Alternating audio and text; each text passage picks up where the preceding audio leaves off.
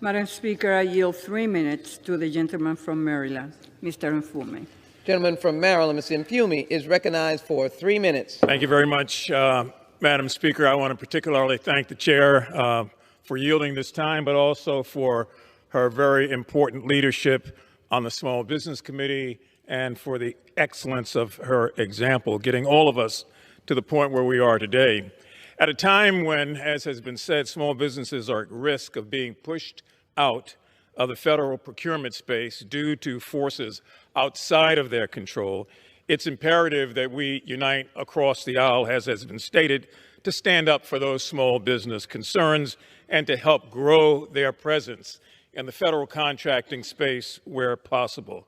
I'm very pleased to work with Representative Stauber, the distinguished gentleman from Minnesota, who on committee and at this time jointly share an interest in this legislation because of what it does. I look forward to working with Mr. Stauber in the future on other joint endeavors. I also want to thank the Small Business Committee staff for working very hard to pull together this common sense bill that protects small businesses by incentivizing large prime contractors to adhere to their contracting plans.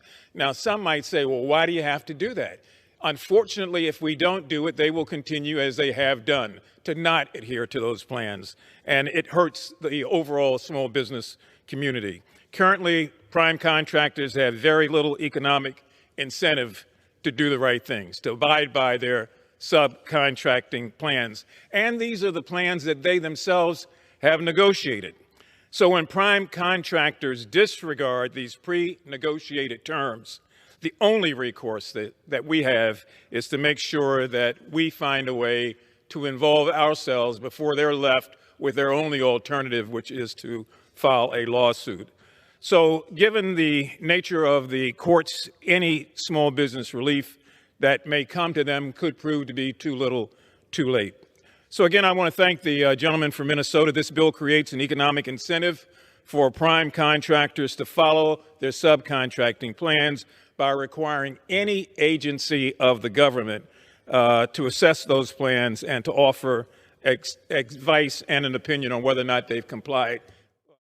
So by amending the language of the Small Business Act and by expanding its scope, this legislation will give contractors that treat small businesses the right way and the fair way a greater chance at winning federal contracts, and it will hopefully incentivize those contractors that are not to finally do the right thing.